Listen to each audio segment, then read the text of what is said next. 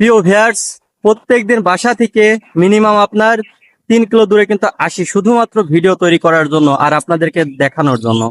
তো এই যে গ্রামে বসবাস করি বলে অনেকে কিন্তু অনেক রকম কথা আপনারা বলতে পারেন। আমি একটা কথা বলি আপনাদেরকে, প্রত্যেকটা মানুষই কিন্তু প্রথম পর্যায়ে গ্রাম থেকে মূলত শহরে আসে আমার মনে হয়। কারণ আপনারা একটা জিনিস হিসাব করেন, আপনি এখন কোন পর্যায়ে আছেন বা আপনার পিতা বা আপনার দাদা দেখেন কোন পর্যায়ে ছিল, তারাও কিন্তু একটা সময় হয়তোবা কৃষি কাজ করতো।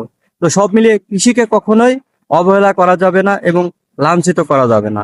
তো এটা অবশ্যই আপনাদের মাথায় রাখতে হবে। যেমন আমি প্রত্যেকদিন কিন্তু এই প্রাকৃতিক সৌন্দর্যটা আপনাদের দেখানোর জন্যই আসি। তো এটা নিয়েই অনেকে অনেক কথা হয়তো বলতে পারেন, এটা স্বাভাবিক বিষয়। আর আমি যে এখন যে জায়গাটাতে আছি মূলত এখান থেকে এখনো 1 কিলো দূরে কিন্তু মূলত আমি কিন্তু ভিডিও তৈরি করার জন্য যাই।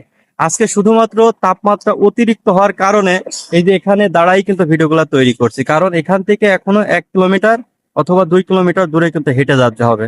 তো না, হেঁটে যাওয়ার কারণে দেখা যাচ্ছে অনেক ক্লান্ত হয়ে যায়। এই যে গেঞ্জিটা দেখছেন না, ওখানে যাইতে যাইতে পরিপূর্ণ কিন্তু ভিজে যায়, এমন একটা অবস্থা।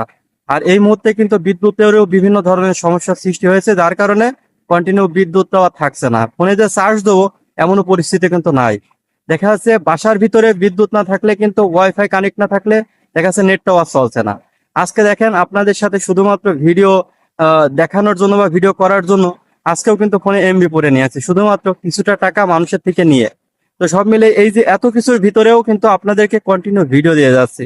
তো আপনারা যদি ভিডিওগুলো দেখেন, যে ভিডিও তৈরি করতে আরো বেশি কিন্তু উৎসাহ পাবো। তো সব মিলিয়ে কিন্তু আমরা সব সময় চাই যে যেখানে আছে সবাই ভালো থাকে, কাউকেই আমরা ছোট চোখে কিন্তু দেখি না। কেউ গ্রামে বসবাস করতে পারে, কেউ শহরে বসবাস করতে পারে, সবাই কিন্তু মানুষ দিন শেষে। তো সবাইকে বলবো আপনারা অবশ্যই আমাদের জন্য দোয়া করবেন।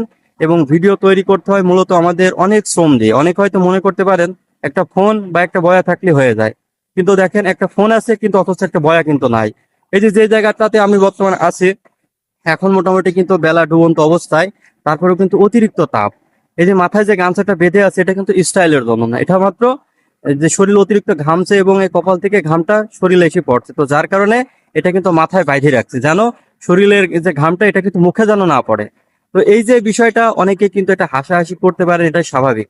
আর আমরা জানি এই সবগুলা কিন্তু যারা গ্রামে বসবাস করে তারাই মূলত বেশি করে।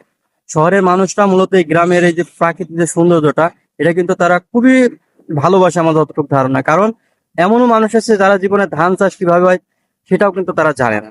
তো সবাইকে বলবো অবশ্যই আমরা যে ভিডিও ছাড়ি না কেন অন্তত আপনারা অনেক বেশি ভালোবাসা দেন। আপনাদের কাছে আরো বেশি আশাবাদী আছি, আপনারা আরো বেশি ভালোবাসা দিবেন, এছাড়াও আমাদেরকে সাপোর্ট করবেন। তো সবাইকে অসংখ্য ধন্যবাদ জানাই। সবাই ভালো থাকবেন, সুস্থ থাকবেন।